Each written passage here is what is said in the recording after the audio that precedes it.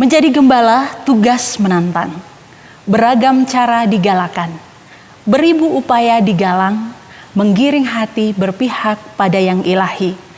Satu cara untuk belajar menjadi gembala adalah berkaca pada tokoh-tokoh kitab suci dan para orang kudus. Pada kesempatan ini, persis pada awal bulan devosi kepada Bunda Maria, bulan Rosario, kita akan berbincang-bincang dengan perwakilan biara yang menjadikan Bunda Maria sebagai tokoh model hidup dan karya penggembalaan mereka. Tema kita hari ini adalah menjadi gembala berhati Maria. Untuk itu telah hadir saat ini Pater Damianus Gare OSM. Beliau saat ini menjabat sebagai Sosius, Magister dan Ekonom Biara OSM. Selamat pagi Pater. Selamat pagi. Apa kabarnya hari ini? Luar biasa, dan juga selamat pagi para saudara-saudari yang ada di rumah. Pada kesempatan ini kami menerima Ibu Meti bersama tim untuk berbincang-bincang tema menjadi gembala berhati Maria.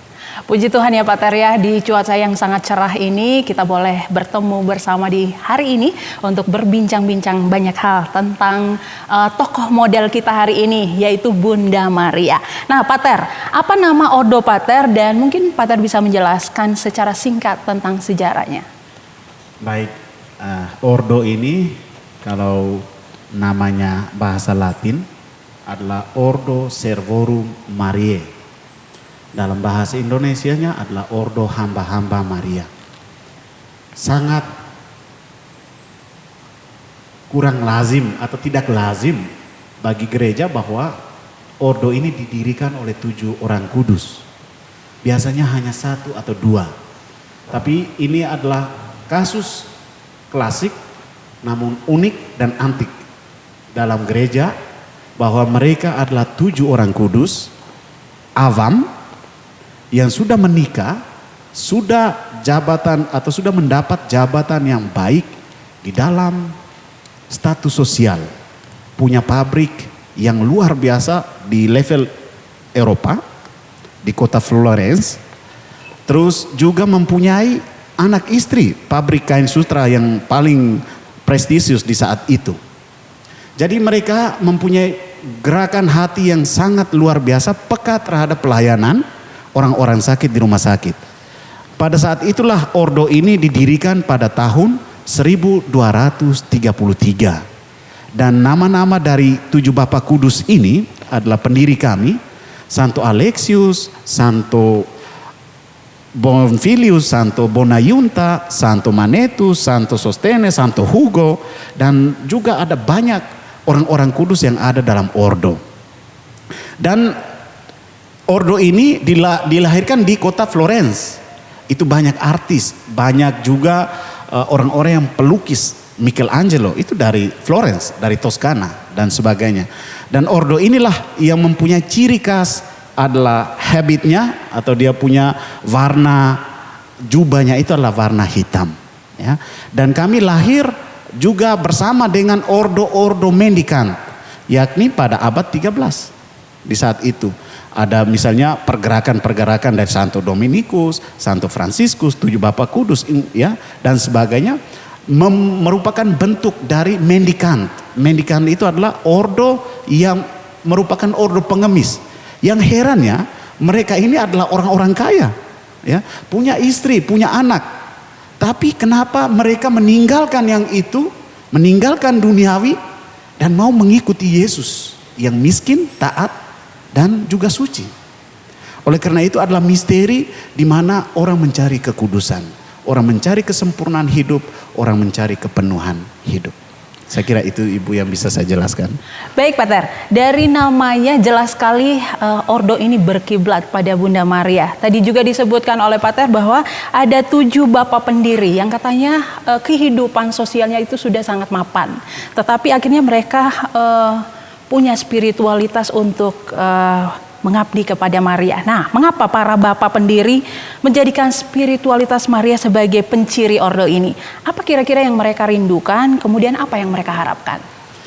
Ya, kalau kita berbicara tentang 8 abad yang lalu, hampir 800 tahun yang lalu, seringkali ini juga merupakan sejarah. Sejarah dalam gereja, dalam ordo. Tapi kenapa 7 Bapak Kudus mereka mengabdi kepada Bunda Maria untuk mengikuti Tuhan? Pada awalnya mereka ini adalah pembisnis. Dan memang mereka konglomerat. Di dalam tataran sosial Florence yang masuk dalam kategori orang yang bisa hidup di dalam atau muro di dalam kota, itu adalah orang-orang yang mempunyai status sosialnya tinggi.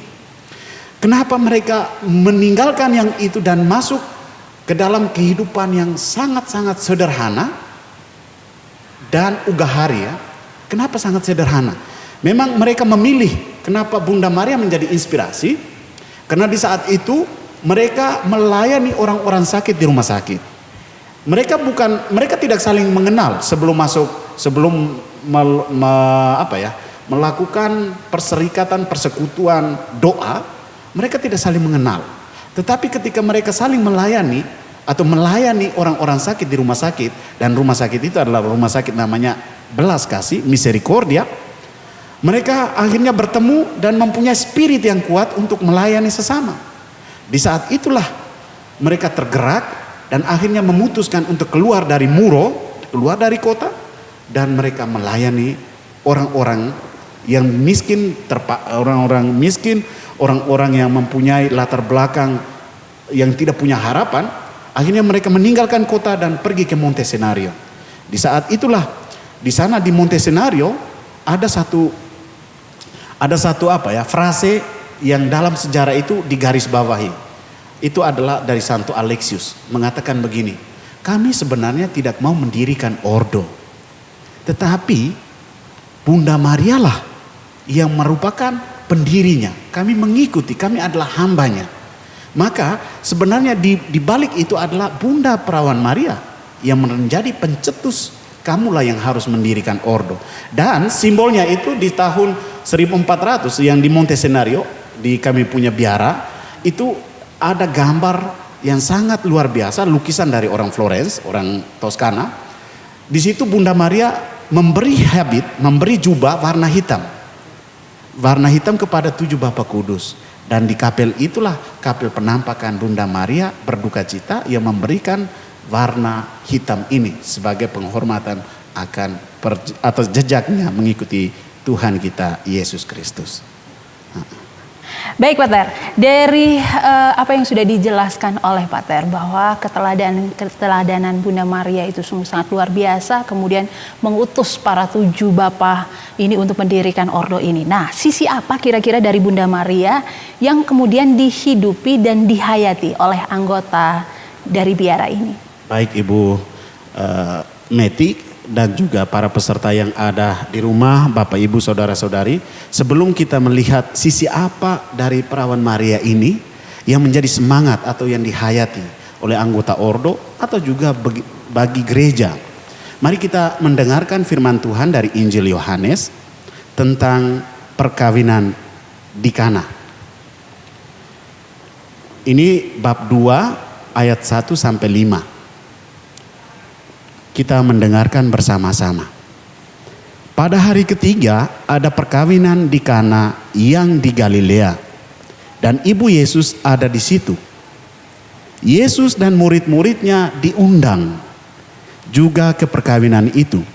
Ketika mereka kekurangan anggur, ibu Yesus berkata kepadanya, "Mereka kehabisan anggur." Kata Yesus kepadanya, "Mau apakah engkau daripadaku, ibu? Saatku belum tiba." Tetapi ibu Yesus berkata kepada pelayan-pelayan, "Apa yang dikatakan kepadamu, buatlah itu." Jadi kata atau juga kalimat yang diungkapkan dari hati yang paling dalam Maria, apa yang dikatakan kepadamu, buatlah itu. Berarti kami yang adalah hamba Maria harus bisa melihat sang bunda ini yang punya amanat atau mandat bagi kami. Apa yang dikatakan Yesus kami harus lakukan. Dan memang ciri khas dari ordo ini adalah ordo yang mempunyai devosi khusus kepada Maria di bawah kaki salib. Dan juga kami biasanya setiap hari Jumat itu ada doa kepada 7 duka Maria. Ya, 7 duka Maria ini seringkali orang kan melihat yang sukses, wow, di dunia yang gebiar dan sebagainya. Tapi kami merujuk pada karakter bahwa Maria di bawah kaki salib atau yang disebut dengan Mater Dolorosa. Apa yang dimaksud dengan itu? 7 duka ini kan kita bisa lihat, ada yang nubuat Simeon, dia mengatakan bahwa suatu pedang akan menembus jiwamu sendiri. Suatu pedang akan menembus jiwamu. Maria tidak mengerti. Ya. Terus ketika dia juga melarikan diri waktu baru melahirkan bayi Yesus, akhirnya mereka mengungsi ke Mesir. Ini adalah suatu hal yang luar biasa, dukanya Maria, bahwa seorang ibu yang baru melahirkan dan harus meninggalkan, ya, dan harus pergi ke Mesir, ini merupakan suatu tantangan dan duka yang mendalam. Apalagi yang kita harus lihat, Bunda Maria yang kehilangan anaknya yang umurnya 12 tahun di saat itu. Yesus hilang di Bait Suci di Yerusalem. Dan hati seorang ibu bagaimana melihat, dan mereka mencari 3 hari waktu itu ya. Mereka mencari dan menemukan Yesus di antara para pejabat-pejabat di saat itu. Di dalam hierarki. Maka Maria mengatakan kepada Yesus, "Nak, apa yang kamu lakukan terhadap kami?" Terus jawab Yesus itu seolah-olah sangat ya. "Apa urusanmu ibu? Tidakkah kamu tahu bahwa aku harus berada di rumah Bapakku?" Di saat itu juga Maria merenungkan segala misteri itu dalam hatinya. Yang berikut kalau kita melihat 7 duka ini panjang ya. Cuman saya meringkas sedikit ketika Maria di bawah kaki salib. Di saat itu di Injil Yohanes itu menjadi misteri bagi kita, tapi juga di dalam Konsili Vatikan kedua ya, di bab 8 Lumen Gentium menekankan Bunda Maria merupakan ibu gereja atau bunda gereja pada umumnya. Kenapa? Karena itu adalah amanat atau mandat dari Yesus. Yesus melihat ibunya. Yesus melihat murid-muridnya dan dia mengatakan, "Ibu, inilah anak-anakmu." Dia serahkan para murid itu menjadi anak status. Dan juga ketika dia mengarahkan pada anak-anak dan dia mengatakan, "Inilah ibumu." Di saat itu walaupun dengan sepenuh dia kehilangan anak satu-satunya, tapi Maria tetap tegar. Dan akhirnya di perjuangan terakhir adalah ketika Yesus dikuburkan. Misalnya tuh, Yesus dikuburkan, di saat itu Maria sudah tidak ada siapa-siapa. Tapi sudah ada mandat. Seorang penyelamat kita, Yesus tidak pernah meninggalkan ibunya sendiri. Dia memberi tempat yang khusus, Yohanes, untuk merangkul ibunya. Di saat itu juga harapan itu hampir tidak ada. Tapi iman Maria yang begitu kuat, fiatnya itu, dia mengatakan, "Terjadilah padaku menurut perkataan, apapun yang terjadi, dia tetap setia." Inilah sebabnya kenapa kami mengangkat Maria di sosok adalah Maria di bawah kaki salib. Karena kesetiaan imannya itu. Itu yang mungkin saya bisa jelaskan secara sedikit. Nanti mungkin kalau lebih lagi kita bisa juga di pelajaran-pelajaran atau juga perbincangan ke depannya. Baik Pater, dijelaskan sangat banyak sekali tentang peran Maria tadi. Bagaimana 7 duka Maria itu meliputi dirinya. Nah, bagaimana kira-kira spiritualitas Maria itu diungkapkan secara konkret dalam kehidupan anggota Ordo? Ya, spiritualitas yang bisa kita ungkapkan atau yang bisa kami ungkapkan dalam Ordo hamba-hamba Maria ini adalah kami sering dan terus memperjuangkan orang-orang atau hak-hak orang-orang yang mungkin masih tersalib karena kesengsaraan. Maka kami bisa dan terus berdoa dengan Bunda Perawan Maria yang berduka harus bisa peka terhadap tanda-tanda zaman. Kalau di saat ini sekarang lagi pada kita digeluti, kita diliputi oleh COVID, maka di saat itu pun kami harus bisa merasakan dan membawakan saudara-saudara kita yang mengalami hal-hal itu dalam doa-doa pribadi. Dan juga semangat yang bisa kita lihat atau yang harus menjadikan anggota Ordo, hamba-hamba Maria dan juga gereja pada umumnya mempunyai hati yang peka, hati Maria yang peka. Rela meninggalkan keinginan atau kehendak pribadi untuk mengutamakan kehendak Tuhan. Dia bilang, terjadilah padaku menurut perkataanmu.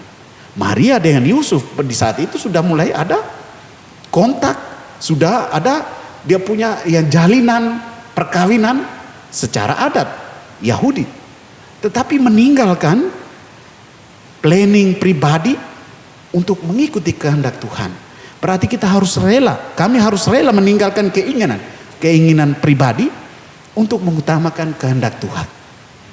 Yang berikut, untuk melayani, dengan kita melihat Maria melayani kita, melayani Elizabeth di saat itu.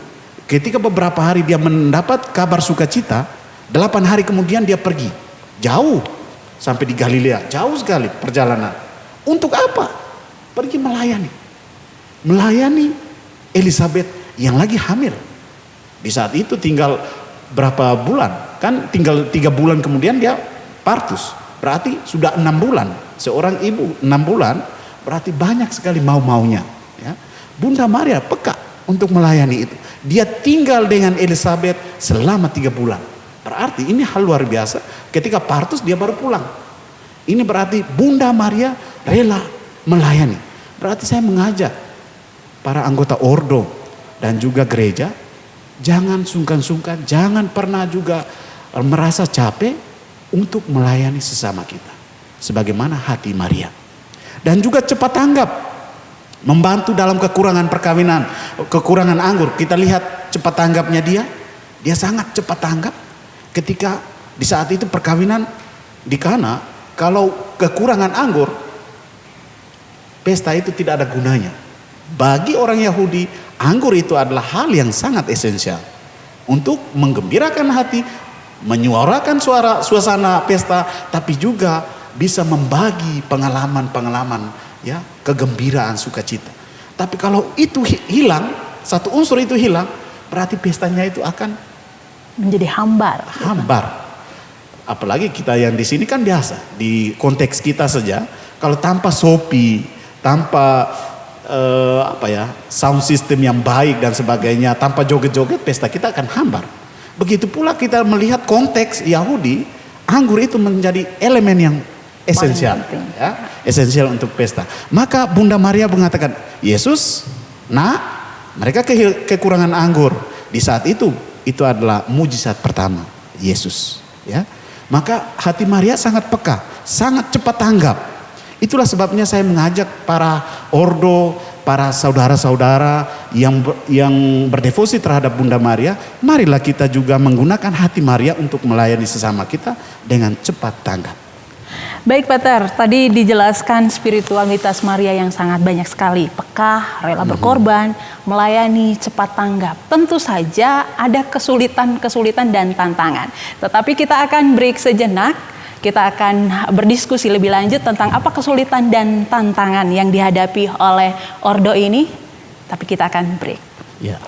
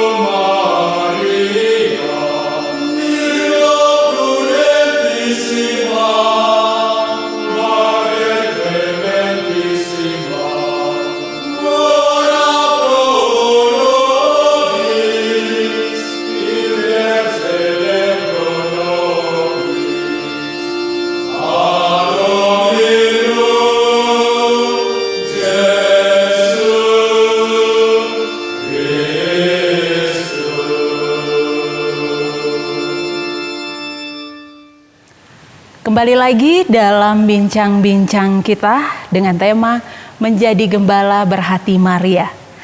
Masih bersama Pater Damianus, tadi sudah dijelaskan secara sangat gamblang oleh Pater tentang bagaimana ordo ini hidup dalam spiritualitas Maria. Nah, tadi sudah dijelaskan panjang lebar. Kita akan coba menggelitik sedikit tentang kesulitan-kesulitan yang dihadapi dan tantangan dalam menghidupi dan menghayati spiritualitas kegembalaan berhati Maria. Kira-kira seperti apa nih, Pater? Baik. Sebelum saya masuk pada kesulitan, tapi ini kita masuk pada eksortasi kepausan. Paus Fransiskus mengatakan harus apa? Gembala itu. Gembala harus berbau domba.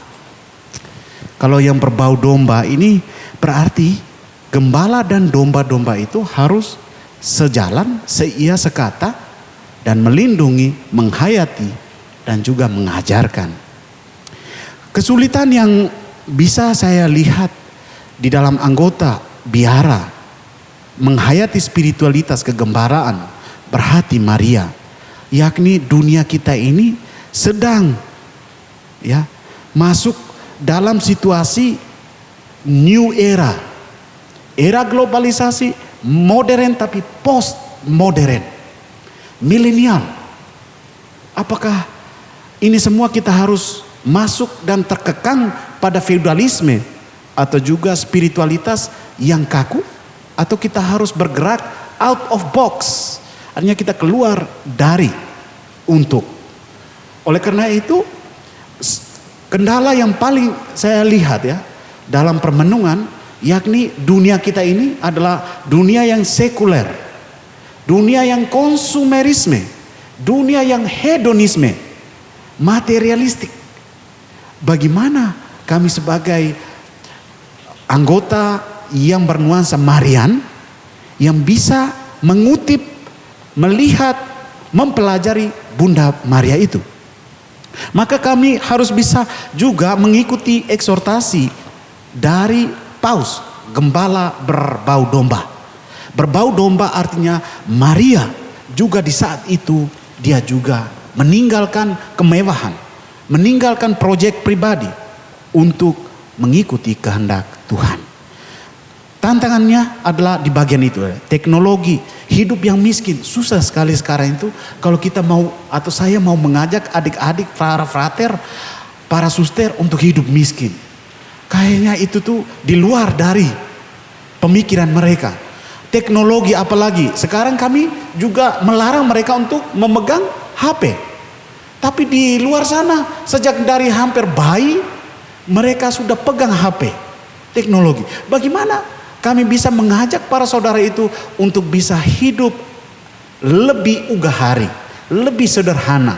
Supaya fokus pemikiran dan semuanya itu tertuju pada perawan Maria yang akhirnya pada Yesus.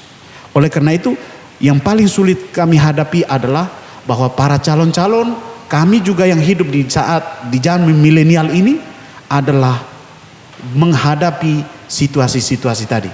Konsumerisme, hedonisme, materialistik, teknologi dan semuanya. Apakah kami harus mengikuti arus globalisasi atau kami terkekang pada itu? Maka juga Konsili Vatikan II mengatakan kamu harus bijak membaca tanda-tanda zaman. Oleh karena itu lebih kontekstual, lebih mengimplementasikan spiritualitas dengan konteks Manggarai yang kami hidupi atau konteks Indonesia Oriental yang kami telah dan sedang menjalani pastoral gembala yang berhati Maria. Nah, Pater, menarik sekali. Nah, di saat-saat ini tantangan terbesar tadi sudah dijelaskan oleh Pater. Salah satunya adalah teknologi. Sementara kita tahu bahwa segala informasi sekarang berkembang melalui teknologi. Kira-kira bagaimana kita menghadapi situasi ini? Bagaimana kita harus tetap pada spiritualitas kita dan juga tetap mengikuti arus perkembangan zaman melalui teknologi ini? Baik, terima kasih Ibu. Itu pertanyaan yang sering kali dilontarkan. Apakah kami dilarang untuk memegang barang-barang yang bernuansa teknologi? Tidak. Yang perlu garis bawahi adalah teknologi bukan tujuan, dia adalah sarana. Tujuan utama masuk biara untuk apa? Kalau untuk mengikuti Kristus berarti ya memang kita memerlukan sarana, tapi gunakanlah itu dengan baik. Bukan sekedar abuse tentang power of teknologi. Seringkali kan dengan teknologi membuat kita sudah lupa akan doa, kotak-katik sini sana, chatting sini. Tapi semuanya itu apakah itu merupakan tujuan? Tidak. Tujuan saya masuk biara, tujuan kita gereja masuk itu adalah untuk mengikuti Dia yang rela dari surga mau mengikuti, melihat jejak hidup manusia itu. Maka saya kira itu tadi. Teknologi bukan melarang teknologi untuk menggunakannya, tapi teknologi adalah sarana, bukan tujuan. Saya kira itu Ibu yang bisa saya jelaskan. Baik, terima kasih Pater. Nah, dari keutamaan-keutamaan Maria yang tadi Pater sudah jelaskan, ada kepekaan, kepercayaan, rela berkorban, kemudian saling melayani. Nah, pertanyaannya, apakah masih mungkin hal itu bisa dihidupi di tengah tanda-tanda zaman yang sudah semakin modernisasi? Nah, salah satunya ditandai dengan individualistis. Apakah itu masih mungkin, Pater? Saya kira ini adalah sangat faktual dan relevansi dengan apa yang kita atau kami hidupi 7 Bapa Kudus di abad atau 1233. Di saat itu orang sudah masuk pada sekularisasi, tidak meninggalkan iman, meninggalkan hal-hal yang rohani. Mereka lebih banyak kepada konsumerisme dan individual. Maka 7 Bapa Kudus meninggalkan itu dan mau melayani orang-orang, para migran, orang-orang yang sangat terlantar atau sakit. Maka saya kira apakah masih mungkin? Saya kira masih. Tapi tantangan itu ada. Menjadi pendengar setia. Bisa kita menjadi pendengar setia. Tapi itu sulit. Pendengar setia bagaimana Maria tidak menggunakan bahasa begitu banyak, tapi dia merenungkan di dalam hatinya. Mendengar, melakukan. Mendengar, melakukan. Mendengar itu udire, ab audire, obediensia. Artinya ketaatan, kesetiaan. Ya. Maka dengan itu spiritualitas. Juga apa? Rela menyatakan diri, bersedia menerima kasih dalam segala akibatnya. Pendengar setia. Sama seperti yang dilakukan Maria. Dia pendengar setia. Rela menyatakan diri, bersedia menerima kasih dalam dunia, dengan akibatnya. Walaupun sampai di bawah kaki salib, tapi dia rela untuk setia pada kehendak Tuhan. Saya kira masih ada relevansi dan faktual sekali untuk bisa kita hidupi. Memang kontekstual dan sangat konsekuen dengan situasi zaman yang kita hidupi. Makanya harus lebih peka, jeli, membaca tanda-tanda zaman. Saya kira itu. Kemudian Pater, apakah spiritualitas kegembalaan yang tadi sudah Pater jelaskan terkait dengan anggota ordo dan semua yang ada di sini tentang kegembalaan berhati Maria ini bisa dihayati oleh orang beriman pada umumnya? Kira-kira bagaimana caranya? Baik Ibu, ini juga menjadi pergelutan selama ini bahwa juga ada perdebatan seolah-olah Katolik ini mengangkat Maria sederajat dengan Tuhan. Tidak. Kita melihat lagi di saat Konsili Vatikan kedua sebenarnya mau mencetuskan lagi satu dogma co-redentrix.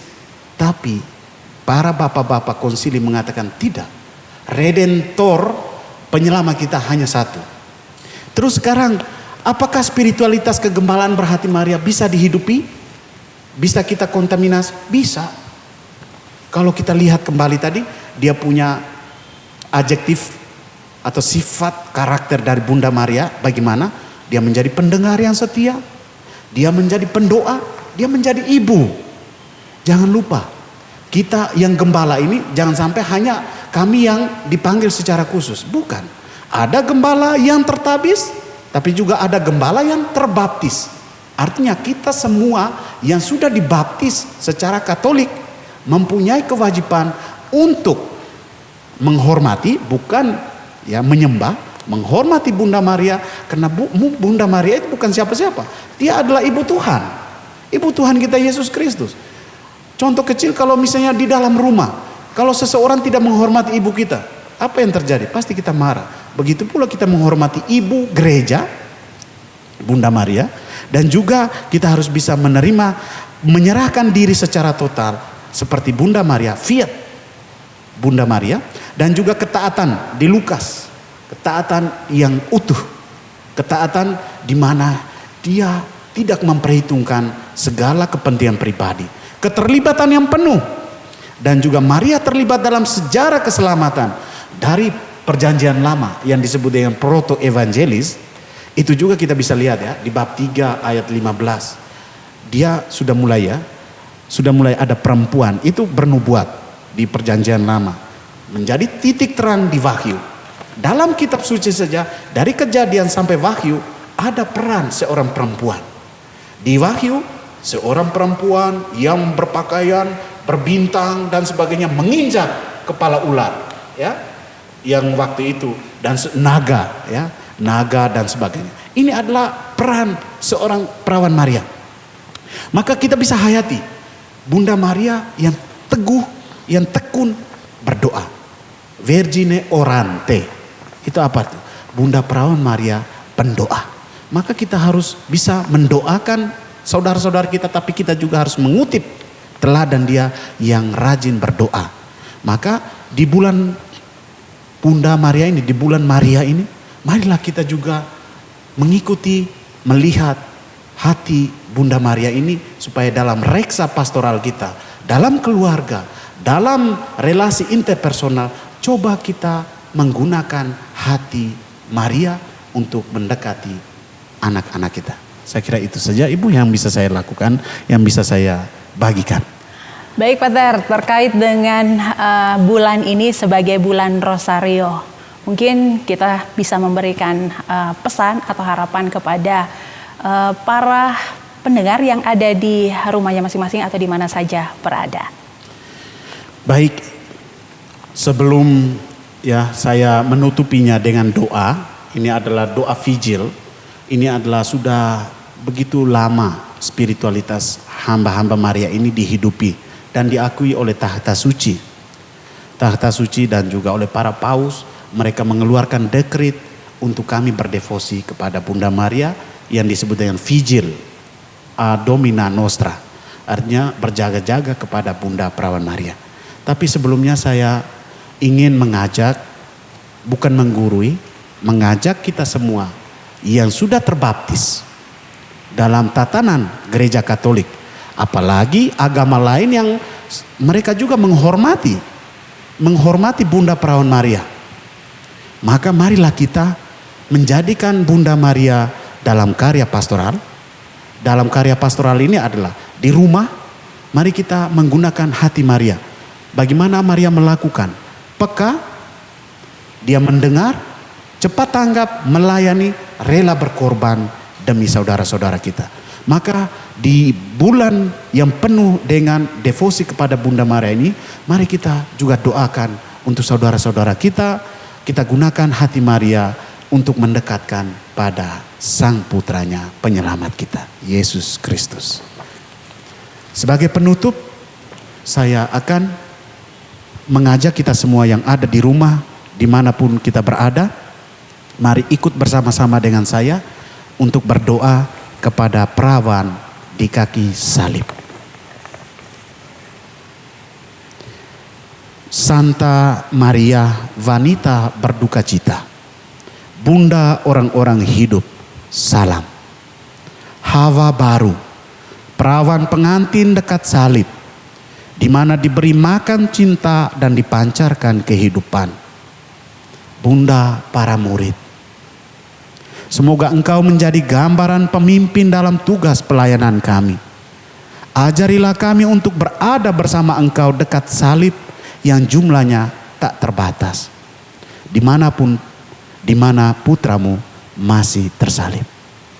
Untuk menghayati dan memberi kesaksian tentang cinta Kristiani, seraya menerima dalam setiap orang seorang saudara untuk menolak egoisme kabur, untuk mengikuti Kristus tentang satu-satunya bagi manusia.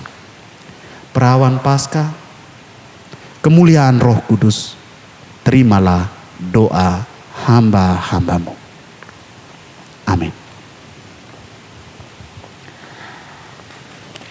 Demikianlah bincang-bincang kita bersama Pater Damianus Gare OSM saat ini.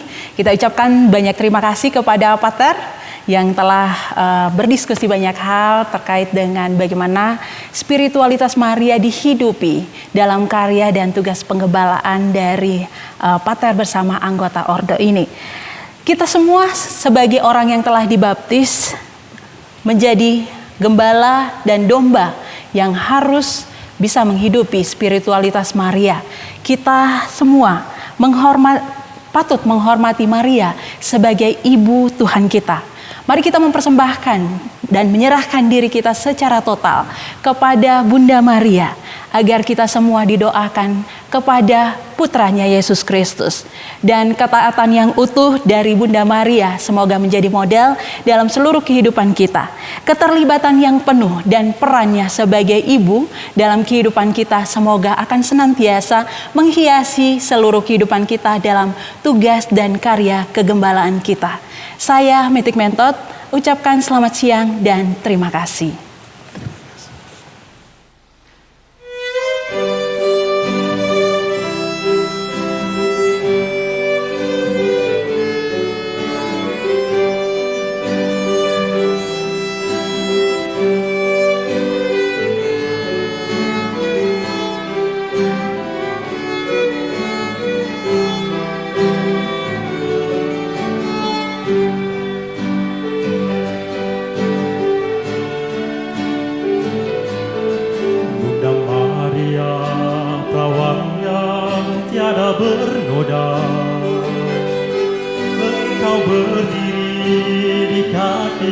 Salib Kristus, Engkau setia hingga akhir hidupnya.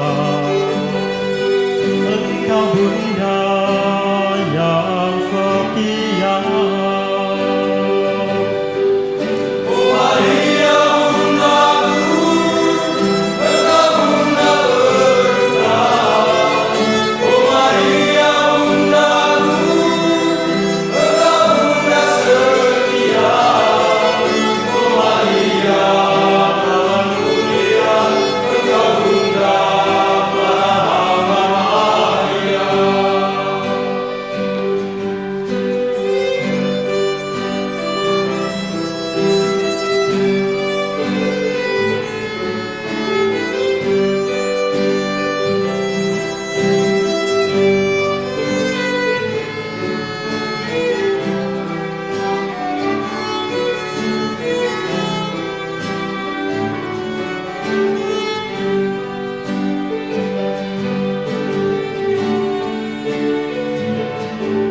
Bunda Maria, Engkaulah teladan kami. Engkau memanggil ketujuh Bapa